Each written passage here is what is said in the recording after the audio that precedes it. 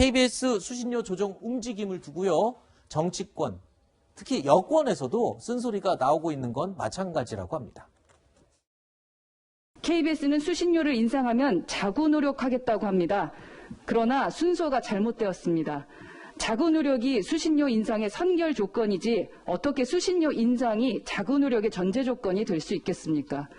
특히 KBS는 자구 노력을 위해 비효율적 역피라미드형 인적 구조와 고연봉, 임금 체계 등 방만한 경영 요소를 반드시 해결해야 합니다.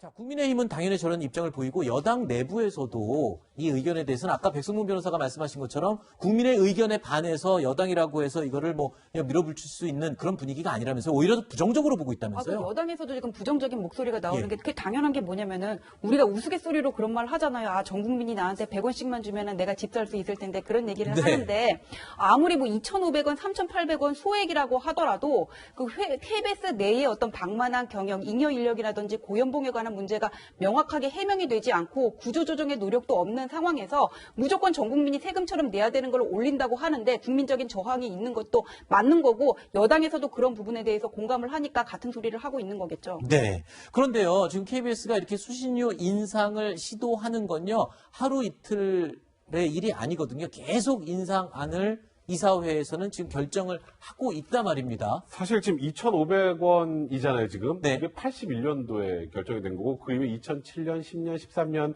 수신료 인상을 시도했지만 실패했죠. 그러니까 KBS 입장에서는 아니 81년도에 2,500원인데 네. 물가 인상률이라도 좀 반영을 해줘야 되는 것 아니냐. 네. 이제 그러니까 이 수신료를 가지고 지금 KBS 운영에 한계가 좀 있다. 이런 게 이제 어찌 보면 굉장히 중요한 논거일 텐데, 제가 말씀드렸던 것처럼 이 최초의 논란이 불거졌을 때 이 안에서 연봉 1억이 넘는 그 이제 직원들이 뭐 어느 정도 일정 퍼센트 이상 된다. 보직 없이. 네. 예. 그런 과정에서 뭐 그 당시에 기억이 나는 게 이 KBS의 직원으로 채용되는 분이 뭐 아유 뭐 들어오면 들어와라 이런 얘기를 하면서 국민 감정이 안 좋아졌단 말이에요. 이제 국민 감정을 되돌리는 그런 시도를 한 이후에 네. 그 다음에 인상한 이사회 표결이 진행이 됐어야 하는 게 아닌가라는 아쉬움은 남을 수밖에 없는 겁니다. 네.